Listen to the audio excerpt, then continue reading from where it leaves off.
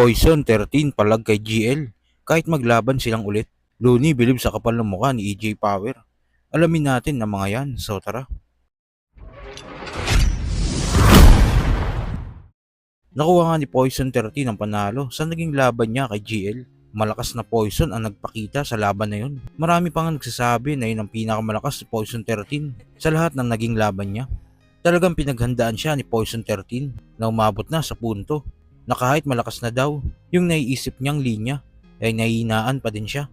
Dagdag pa ni Poison, sa sobrang dami niyang sulat kay GL, kaya niyang makipag-battle ulit kay GL kahit bukas na din daw. Nakanood ba kayo? Napaniwala. Napanood ko siya live. Oh, yun. Kasama nun eh. Sabi ko, pero bago nangyari yan, share ko na lang rin. Na ano niya, sabi niya, sabi ko, body bag, sabi ko gano'n. Sabi niya, hindi, body bag yung matalino yung si Gia, sabi niya. Sabi ko, hindi, ako nakakapakinig eh. So alam ko kung ano.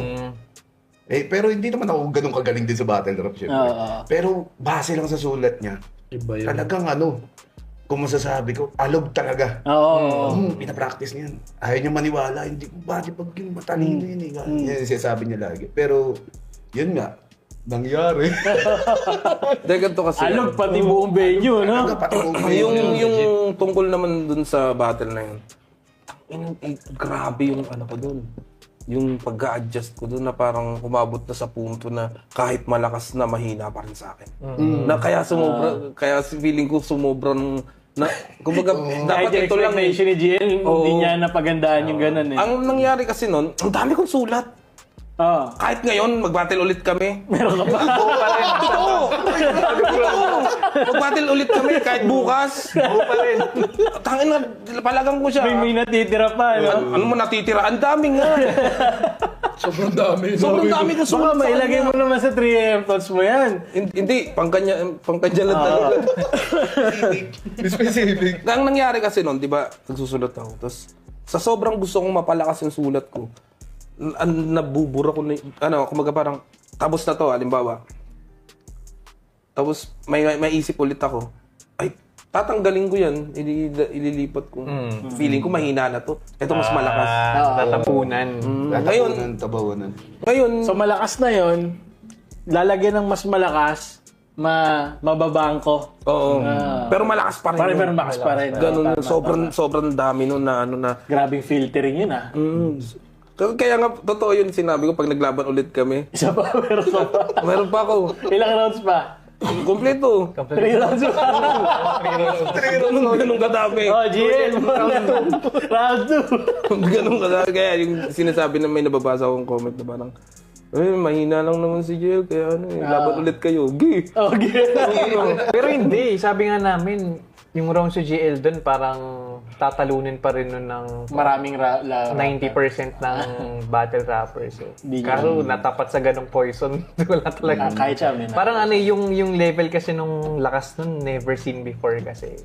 Kaya siguro din niya napagandaan. Which, Sa kabilang balita naman, sa sobrang dark nga ng mga sinabi ni EJ Power, sa naging laban niya kay Beatroom, bumilib si Looney sa kapal ng mukha ni EJ Power para sabihin yung mga offensive niyang mga linya.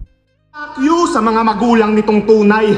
Wala kayo kay Kobe Bryant, sinama niya yung anak niya hanggang kabilang buhay. Gago! Bro! Damn, bro. You should let Monique hear this, bro.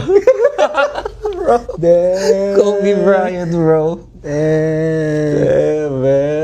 Man. Nakatapos na nung death anniversary ni Kobe. Grabe. Talagang tiniming niya, no? Loko-loko talaga si EJ pa. Grabe, tumakbo yung utak nito, talaga. Shock value kung shock Alam value. niya yung ano niya. Alam niya yung shock value niya. Alam niya. Gago no? Hindi ka rin kasi napalo nung bata, kaya ngayon binayayaan ka ng mga tropa na hanger. Gago, man. Gago yun. Gago. Tarantado yun, bro. Yeah. Parang ibang yan Ibang level yan Hindi, tsaka binanggit niya yung mga pangalan. Nandiyan ako, binanggit niya talaga. Yeah. Buti nga, binlip. Flip top, like that's... Kasi medyo yan Hindi, tsaka ano rin yun, parang... kung sa iba, hayaan lang yun eh. Buti inano rin ng flip top yun. Oo nga. Parang respeto rin sa pamilya nung Ah, mga ano. Pero tangina, wala talagang pakialam si EJ. Makikita mo wala siyang pakialam talaga. Binanggit niya talaga. medyo And ano yung ano rin, parang marami kang hahangaan dito eh. Yung kapal ng mukha ni EJ Power, sabihin yon sa harap ni Beatroom. Hahanga ka rin sa control ni Beatroom. Totoo, Like, totoo. like that's your real friends. Oo, totoo, yung real totoo. names na sinasabi dyan. Totoo, totoo.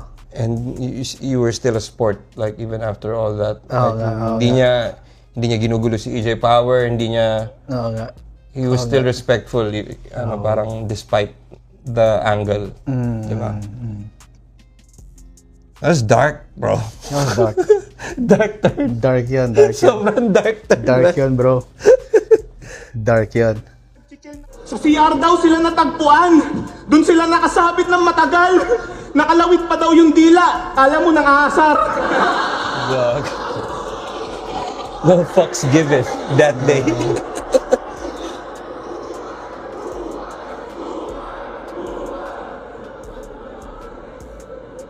Big T yarn. Big T yarn. Big Ganun sila mag-hangout. Napakatindi. Pag nagbanding sila KKB, kanya-kanyang Big T.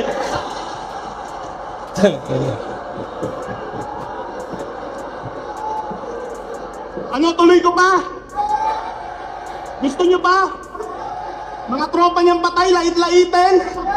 Well, tawag dito, Big T Bars. Kayo na kaya kayo naman ang aking bibitin Pero at least hindi sila nagbaril sa uluhan. At makita mo silang nakahandusay sa sahig ng duguan. Pagiging aktivista mo para sa akin ay malaking kaululan. Buti pa yung mga tropa mong nagbigte may napatalsik na upuan. Gago, tangina.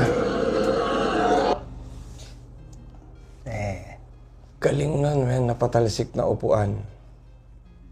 Galing nung wordplay doon sa napatalsik sa pwesto. Tapos, naikabit pa niya sa suicide yun.